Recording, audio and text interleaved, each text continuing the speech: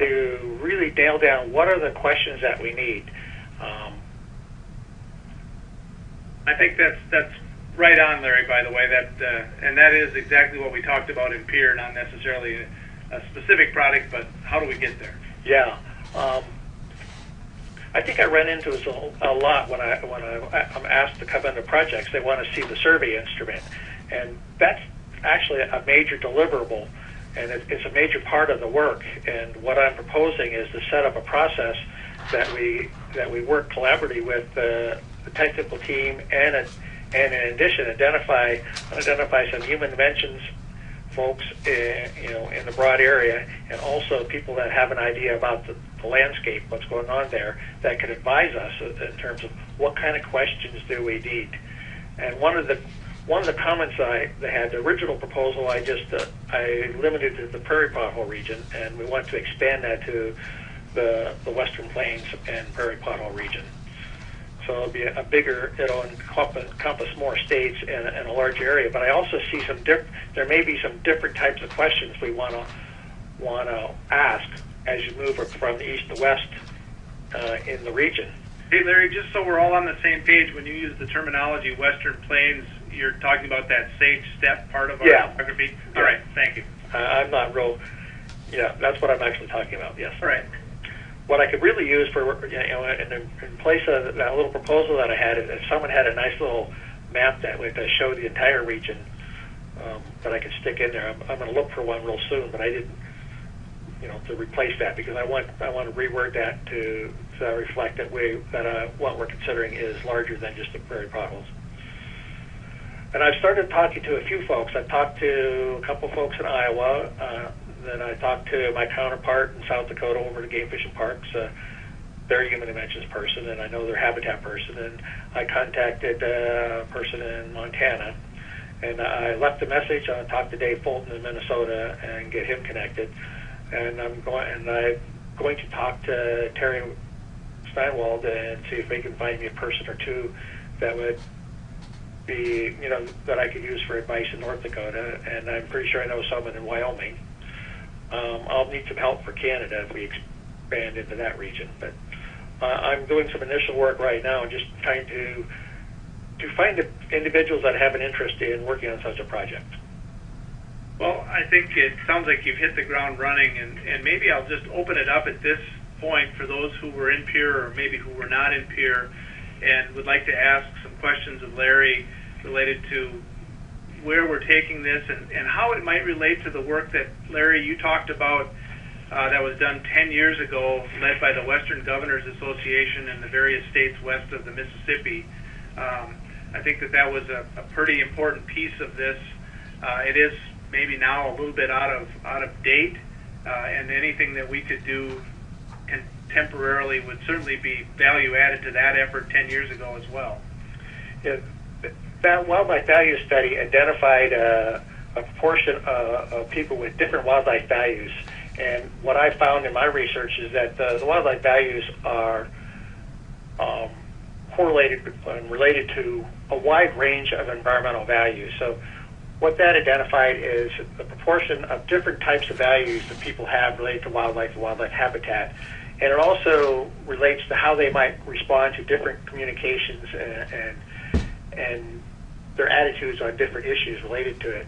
It just gives us a foundation in terms of where the public would be coming from on a whole range of environmental attitudes. I found it was most highly correlated with attitudes towards climate change and willingness to take action to mitigate climate change and habitat loss.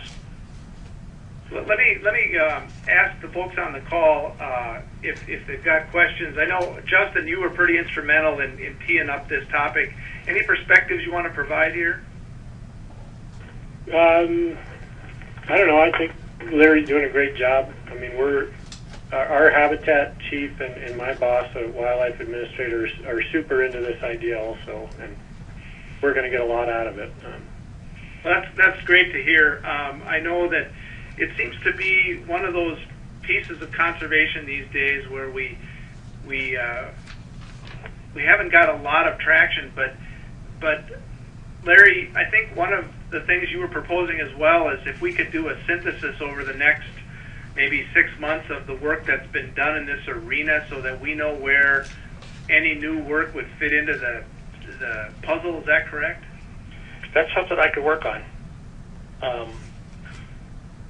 When I was contacting folks, I was originally talking to them about what kind of help or processes they might have in terms of identifying who our sample would be, and that's a major question that that we have to decide on in terms of who and how do we sample everyone, and it's going to be a little bit different in each state and how to get a hold of it, because the target for this is farmers, or at least large-scale landowners and farmers and ranchers. So it's not just it's in some cases it's pretty hard to get a list, or it's actually a lot of work to get a list to even sample from. Well, and like I said, there's been some other efforts. You're helping Dave Fulton at the University of Minnesota in some similar work that he may be doing to the east, and I know Sarah Vosick, you've been familiar with the work done by was it Ryan Atwell in western Minnesota. I'm curious, either Sarah or Paul, Ann, Steve, some of you other folks who are in peer, any perspectives or insights you want to provide here? Yeah, Larry, this is Steve. I guess I think you got a good start here. I guess one thing I feel one of my jobs there is to make sure that folks, when you start talking about habitat loss, especially associated with land use change, it not only affects that habitat directly on the terrestrial side, it changes water cycling and it impacts the aquatic habitat. So if you can kind of make that generalization that these land use changes are going to be affecting a lot of the water aquatic systems, definitely include that. Yeah, that's that kind of input that we need from the technically as we develop a survey instrument. I'm very well aware of that because a big issue right in my neighborhood here is the increased tilling that's going on. Tiling, I mean, the increased tiling that's going on and the effect that that's going to have on the watershed.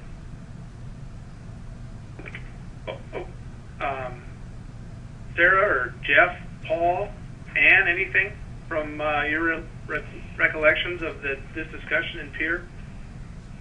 Yeah, this is Jeff. On targeting, Larry, I wasn't clear. I know you're targeting the agricultural private landowner, but that person also has to make a lot of decisions on, I think, on energy development and how they move through that process. Is that going to be included in this analysis? It certainly should. Okay. It wasn't specified there. I was just curious if that was too large a scope or not. No, I think it's a different, it's not the only impact on habitat loss and energy development, particularly as we move into, that's it's even more associated with west of the prairie pothole region. Yeah, it kind of links up with the other one in Walker. Maybe we'll talk about in a minute here. Ann, were you trying to say something? No, it was Sarah.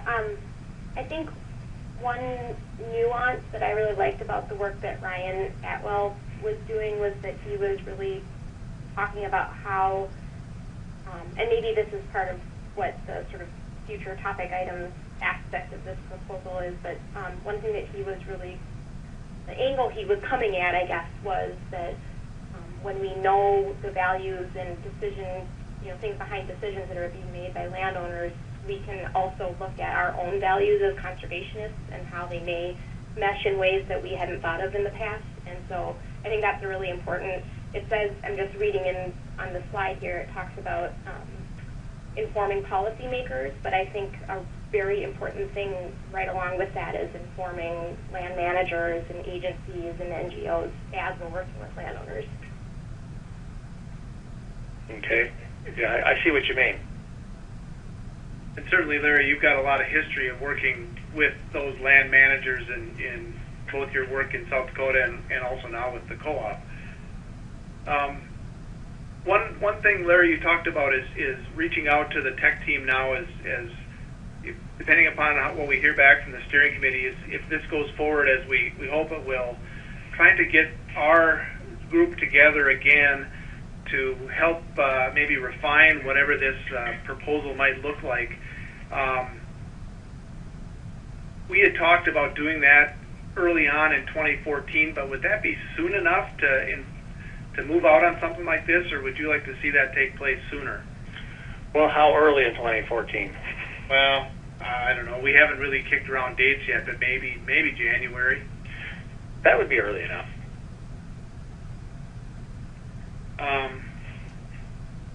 Any other questions or any other perspectives that folks want to provide or ask Larry about as we continue to flesh this out? Tom, I know you're probably hearing this for the first time, but any thoughts you have or any insights you want to provide?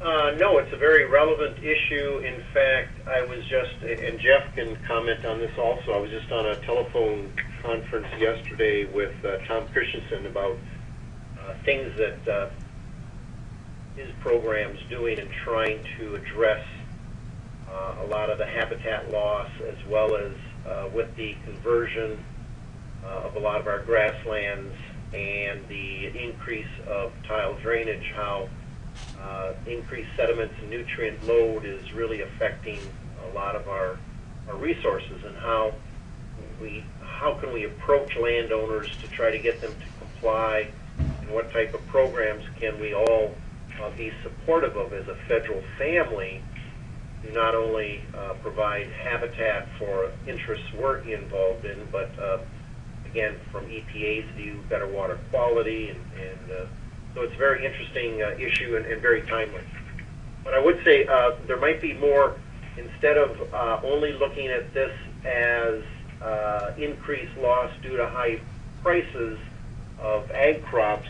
I have been noticing the last couple of months that it has been going down in prices, and so there may be other opportunities that might pop up here to provide opportunities for us with communicating and dealing with landowners, not only to try to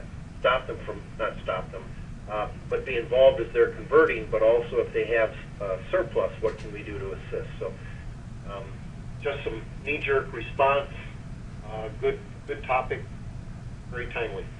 All right, thank you, Tom. I think we'll wrap this up. I've got enough information that, Larry, we can talk offline and maybe continue to massage the initial proposal. Yeah.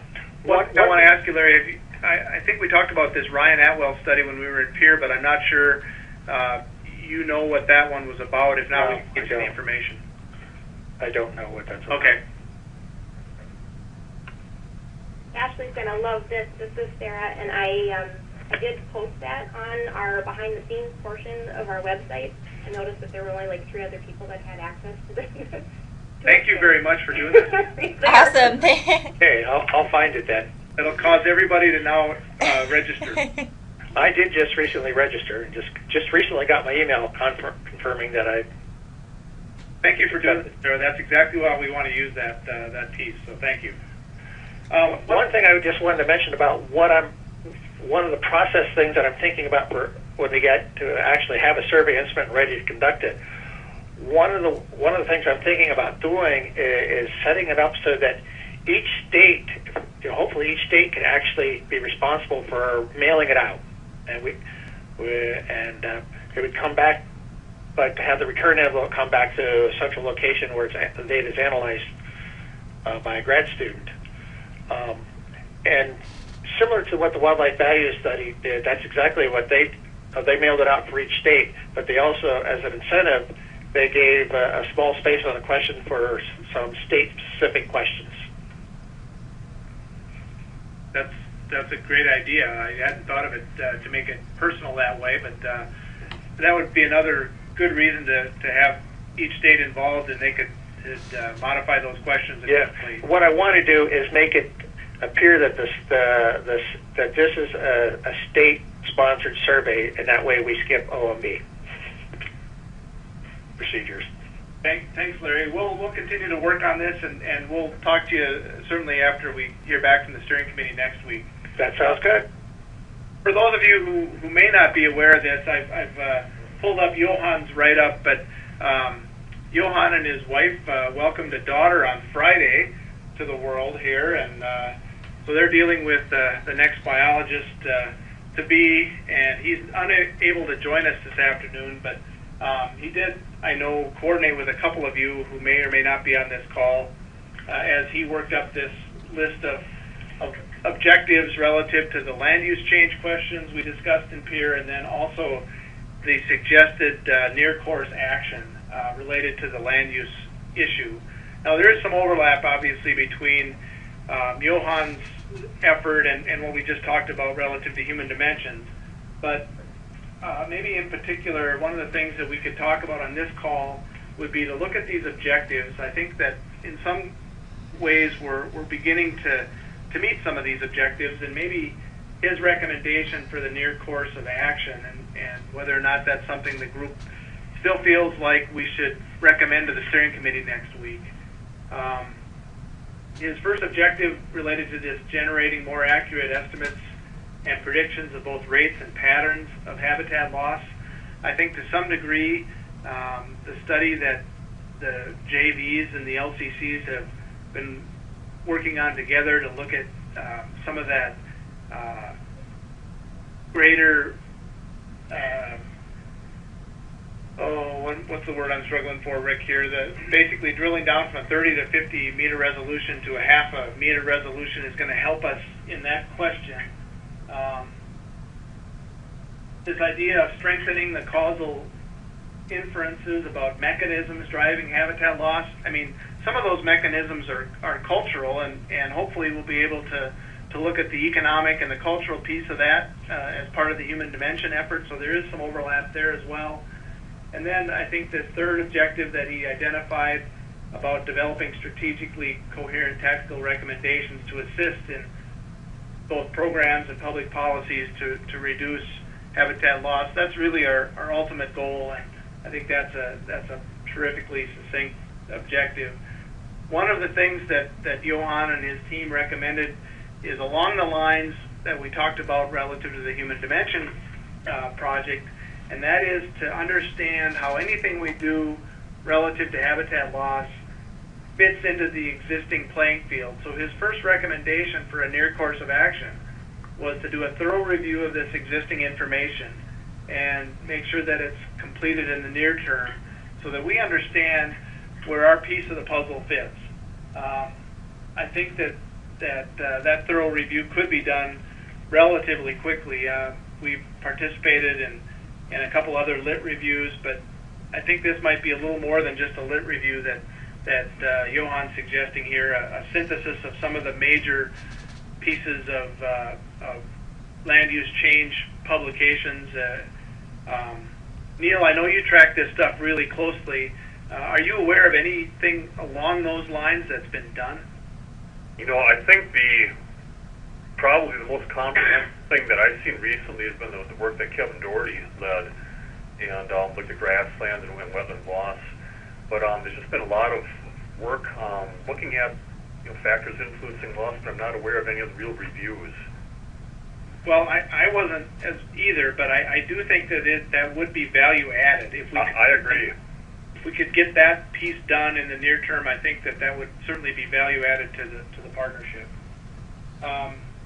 Johann goes on to say that the second course of action would be to generate and prioritize hypotheses about patterns and causes of habitat loss. I think that falls right into step with what he laid out for us in peer, and then using the results of 1 and 2 above to develop this midterm and longer term research plan for our partnership to make sure that we have identified those critical pieces that could guide not only the RFP process in 2014, but really this engagement across our partnership as we move out into 2015 and beyond. I think this makes sense to me, but I guess I'd like to open it up to anybody else on the call who may have some perspective or comments they want to provide here on this really important topic. Max, we haven't heard from you yet. That's because I'm doing other things. Oh, multitasking. Well, like I said, at the end of the last workshop, I think that this is all, it's all really cool to see, because this was stuff that we had talked about, a while ago, and it's cool to kind of see it, generating enough of a head of steam to actually get to this point. I still would like to, I still think it would be a cool thing to do for this partnership to actually maybe sit down and take kind of a holistic view of the landscape and kind of what, kind of set some priorities for what sort of a landscape we kind of envision out there, and then backing off of that, try to, see how work like this kind of fits into that bigger vision. But that's the only thing I can think of right now. Well, that certainly could be an actionable item that we could fold into any future workshop of the tech team. And if we developed it along this idea that we would work on both the human dimensions for half of this workshop and a land use change for the other half, I do think we could advance both of these concepts and maybe get to some of those points that you raised, Max.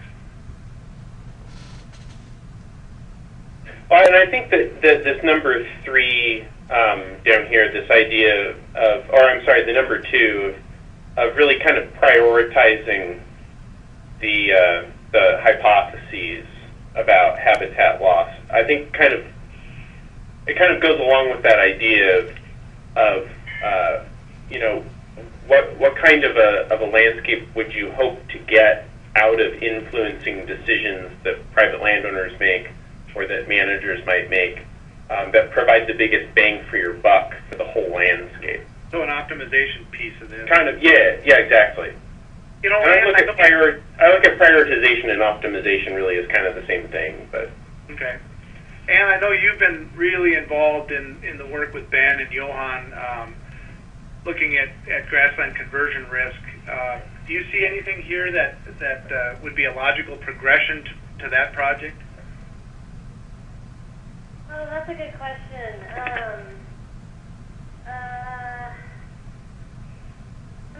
I think the thing that we have a little bit of trouble with that project is that, Ben has done some work at looking at historical patterns, but they're on more of a county-by-county basis, so it's a little bit tough to compare what's going on currently and what's predicted to happen with what has happened historically. So that's something that our office is kind of interested in. I think that it sort of makes a stronger story overall to have that information as well as some of the predictions, and probably get that a little bit what Max was talking about, more causes and patterns of habitat loss. So that seems important to me.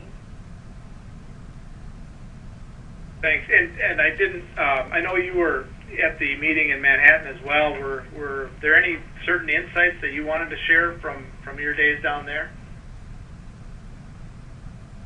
No, I thought it was a great meeting. I actually got the most out of the rancher sessions. I thought that they had some pretty good insights, and I thought it was interesting how much it varied geographically, their takes on sort of livestock disaster insurance and renewable fuel standard and those sorts of things. So I couldn't agree more. For those who weren't there, there was a panel where they had ranchers from every state from Texas up to North Dakota, and their perspectives on sustainable landscapes were as varied as the geography.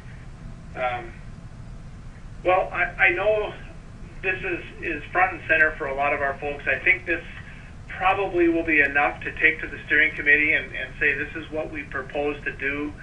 I guess I'm going to lean on Tom again just a little bit to say, is there anything you see here, Tom, as a red flag that you'd like to see more defined before next week?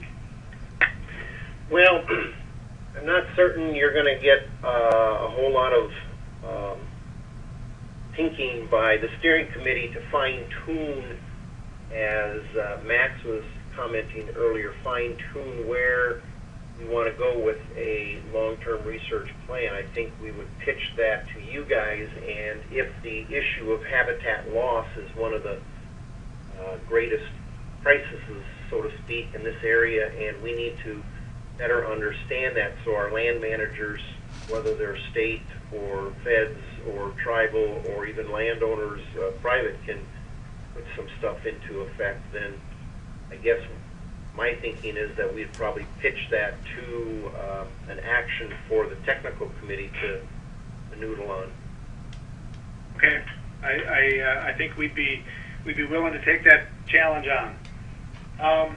Maybe with that, that's a logical transition, Rick, into the next topic, which is you were going to provide, at least for the folks on the tech team here, an overview of what the steering committee was going to discuss next week in Portland. Sure. Well, Mike, I think shared the agenda with you. There's a number of things on the agenda. I think the one that I would consider the most important, and it's right up at the top of our agenda, and it's the one that we've allocated the most time to, and that is the concept of taking the LCC to the next level of excellence. That's kind of where we left the discussions at the last steering committee meeting, and the steering committee kind of charged us at that time with thinking through this a little bit more, which is what led us, I think, to the last technical team meeting, which I think really did a good job of getting us to moving forward.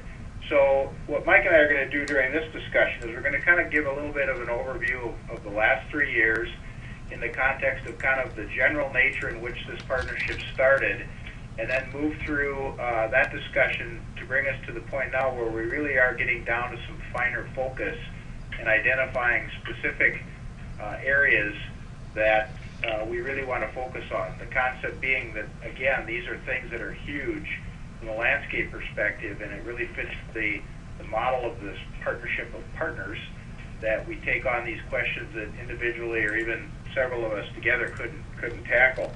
So what we want to do there is we want to get buy-in from the steering committee, and I don't think we're going to have a problem, quite honestly, with the recommendations from the tech committee on land use change and the tie to human dimensions as two general areas, and then drill down into some of the more specific things as Tom just mentioned and we've kind of discussed a little bit up here.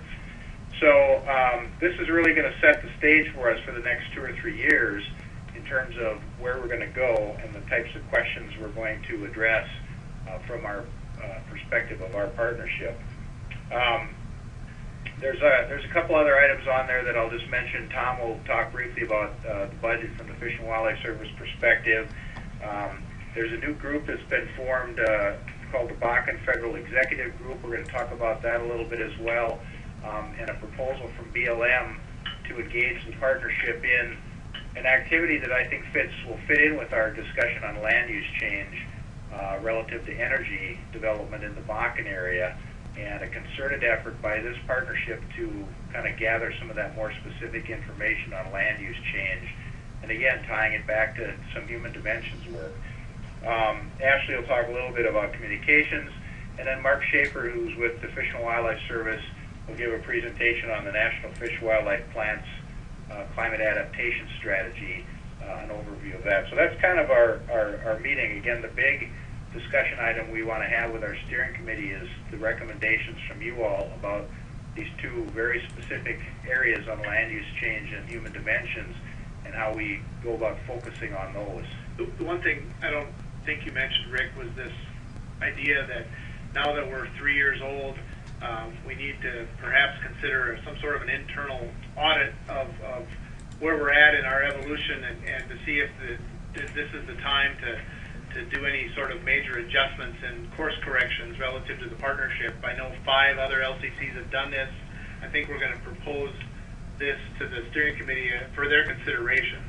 And I don't know if we talked about that. Did you talk about that in Peer at all? Yeah. Okay. A little So bit. that is one of the things under the taking us to the next level of excellence. As Mike mentioned, several other LCCs have done this. They've had what I'll just call an external audit, but they've had a consultant come in and take a look at their operations plan and Interview all the members. Where have you been? Where do you want to go? Where are you now? And then really give a good feedback to the steering committee and the technical committee on recommendations for changes that need to be made to continue to improve the partnership. So that'll be part of our discussion as well at Portland. And when we get back from that meeting, Mike and I will we'll put together kind of a report, and we'll get it out not only to the steering committee folks, but also to the tech team members as well. Hey, Ashley, I don't know if you noticed this, but I have passed the ball to you, so you could share your desktop and prompt up your slides if you want to. Hey, Rick, this is Carmen from the Park Service, and I have a question about the audit. So are there any type of, standardized guidance or procedures that exist out there, since this has already been done in 5 other LCCs, that could transfer to this one? Well, I wouldn't call them standard procedures, and kind of audit is not really the right word to use. Maybe like a review? Yeah. That's what we do in our I&M program, is we did a 3-year and then a 5-year program review for each network. But we had a very specific set of questions and guidance documents that each review panel had to follow when we were evaluating each group. I think what we would, if they were going to do that with the LCCs. What we have talked with our colleagues in the other LCCs, and the same consulting group has done the review for all of the other LCCs, and we try to kind of see if we couldn't make that work for us as well, just for the consistency's sake. But certainly we can get a hold of the reports that have been done for the other LCCs and share those with everybody, and either follow those same procedures or methodologies or craft our own as necessary. Yeah, I'd be interested to see some of those, just out of curiosity, to see, what some of the major recommendations were that came out of those. Were any of them, similar, like did they do one for Great Plains or for Upper Midwest or anything like that? I think the closest one that's been done is, to our geography, might be the Southern Rockies. These were more West Coast reviews. Okay. Hey, Rick, this is Tom. You may want to also loop in with either Gabby or Seth out in Portland next week, because I do know from a national level there's a desire to have a full LCC assessment, which would, I think, build upon what you were just commenting from these other 5 specific LCC reviews. So we just want to make sure that, if we're doing a review and if the steering committee adopts that action, that it complements or hooks in or easily fits into what the agency is planning to do on a national level with all 22 LCCs. Good point. Will do. Ashley, have you got control then? Yeah, yes, sir. I sure do. I'll turn the floor over to you. All right, fantastic. Hopefully everyone can see the screen okay. It was such a pleasure seeing you guys, many of you all in Pierre a couple weeks back, and just wanted to thank you guys for the really fantastic discussion on communications that we had. I have pulled up here, and I'm just going to go through this for those that were not physically at Pierre. The website that we have pulled together for the LCC.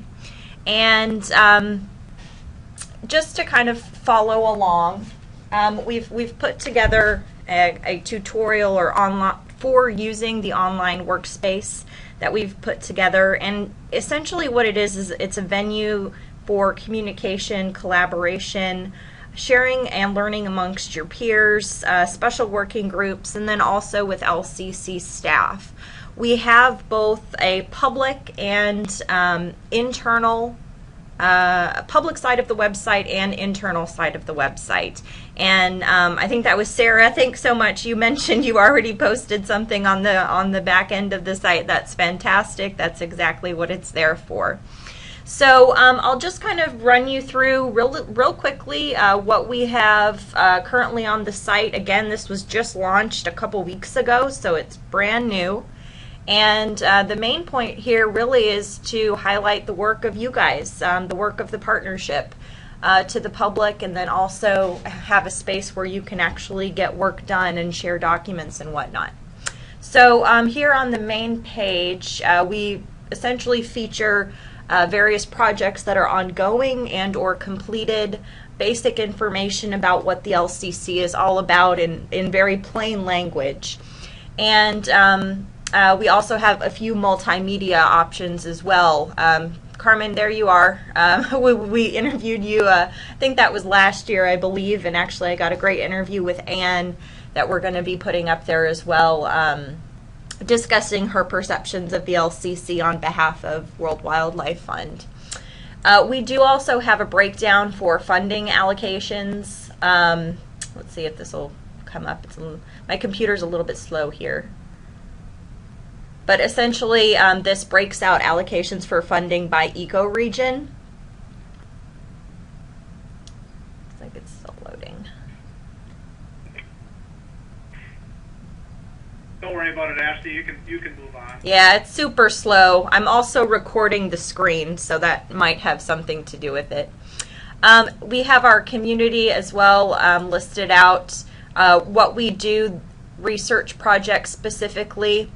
Every project has its own page, so as we anticipate new products that come out of our research projects, that is where the information and the links, URLs, will go. We have our membership listed out here as well.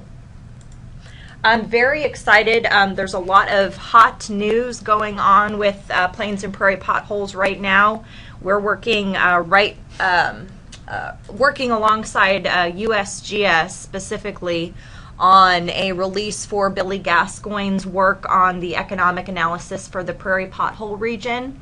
We've actually received a lot of interest from some national media on that report, and so once we have our final release approved from DOI, you'll be able to find that in our newsroom.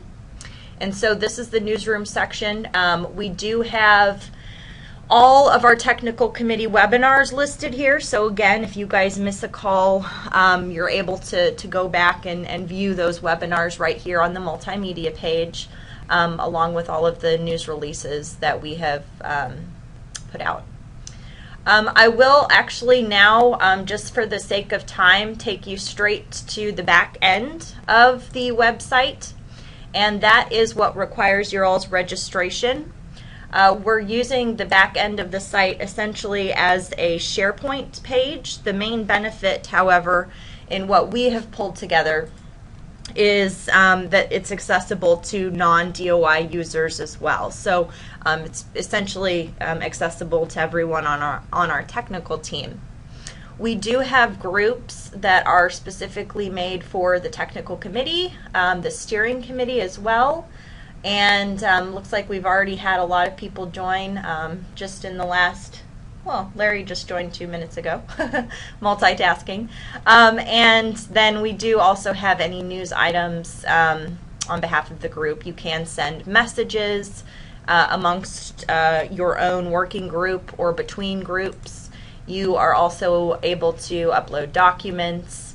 It's pretty intuitive, so I would just encourage folks to go in, sign up, look around, and you'll kind of notice here the file setup. We have those broken out by member or working group rather. So steering committee, technical committee. We do also have a communications folder with all of our logos and communications plans available in there as well. So I'm really hoping that this is a tool that you guys can really start to use. Right now we're just kind of in the learning phase with it, so bear with me in terms of potential troubleshooting that we might need to do or things like that to make everything run smoothly. So I have not shown you everything in the site just for the sake of time. It's really just one of those things where you got to go in and play around with it, but I'm very happy to talk with folks one-on-one. If you would like to do a tutorial, I'm happy to offer that as well. So I have sent out a 2-page guide with how to use the back end of the site, so that might also help you as well. Mike, did you want me to talk at all about the network, communications network, or should we save that? Why don't we save that and let's just open it up for questions, but I think Rick has something he wanted to add here. Yeah, thanks. I want to thank Ashley for all the hard work that she and Philip did to get this new site up and running. It's really good. And we're going to Ashley's going to give a presentation to the steering committee members about the new site as well, with the same, invitation to sign in and log in and use the site. So again, if you have questions, Ashley's more than willing to help. But thanks, Ashley, for all the hard work on this. Absolutely. It looks terrific, and I know it takes a lot to get us to this stage, but sharing whatever information we develop is a big part of this partnership, and the work you've done, and the folks who've worked on this website with you just this really sets us up for success, and we certainly appreciate it. Any questions for Ashley or for any of the topics we tried to cover today in just under an hour as we get set to brief the steering committee next week? I know we haven't heard from everybody on the call. Marissa, Alan, any perspectives or comments you want to provide? The only thing I have right now is just a thank you to Ashley. I think the website is absolutely fantastic in how it's set up and its user friendliness. So kudos to Ashley for setting that up. I appreciate it. And this is Marissa. I'm basically just trying to listen and catch up from missing the meeting in Pierce. So, no problem, Marissa. Welcome. Any other thoughts or closing comments, Tom or Rick? Oh yeah. Well, one of the things I did also have on the agenda was upcoming webinars. We'll stick to our schedule of the first Wednesday of the month. At this time, I think October will probably be divided in half. We'll spend the first half of the tech team discussion maybe going through anything that is coming our way from the steering committee, feedback from the steering committee meeting next week, and then for the second half, we'll probably bring in one of the projects that's wrapping up. We've got a couple of opportunities here with a couple of our projects that have just either wrapped up or will be wrapping up in the next few weeks. So as we roll into November or December, we may want to talk about using one of those months to frame up a meeting in January, if that isn't too late, to feed into a 2014 RFP process to make sure that whatever we develop has the insights from the tech team on these two topics. Yeah, I think we want to feed back to the tech team pretty quickly on the results of the steering committee meeting, and then not, strike while the iron's hot. Let's just freshen everybody's mind and move forward as quickly as we can. So we'll be in touch right after the steering committee meeting is over. Okay. Is there any other particular topics that tech team folks might want to hear about that we could bring into the queue for upcoming monthly webinars? If you don't have a thought on right now, feel free to send me any ideas or potential webinar speakers, and we'll get them in the queue. This is Tom. I'm going to have to run, but I just wanted to say I enjoyed listening and viewing on my computer the webinar. I would also just challenge all of the members on the steering committee and the tech committee to always be looking for ways to communicate out to people that we work with or others out in the field of things that we're finding, things that the results are telling us land managers should be aware of. We may think that we got a great web page, we communicate amongst ourselves, but it's not getting out into the field, it's not getting out to the ground, and it's not doing its purpose. So I'm going to continue to harp on everybody's responsibility of trying to find ways to get the message out about all the good things we're doing. Tom, that's a terrific reminder, and I think that's a really good note to close on, is that we have a responsibility not only to our internal networks, but also out beyond that to the folks who are doing the real work on the ground and in the water, conserving these resources that we all love so much. Very true. Any final thoughts or perspectives, Rick? I'll give you the last word. Just thanks everybody again for your time. I think we're at a really important pivotal point with our partnership, and I know I'm excited, Mike's excited, and I hope you are too about the next steps forward for our partnership. Okay, well, we'll be in touch right after the steering committee meeting, and just did you want to mention to the tech team folks, we use the same website for the steering committee meeting next week. So like we always do, the steering committee, not all members are going to be in. We're going to have a conference line. If you are so inclined, join your steering committee member, and feel free to provide any input from your perspective as the tech committee member in our discussions. Thanks, folks, again. Have a great weekend. Take care.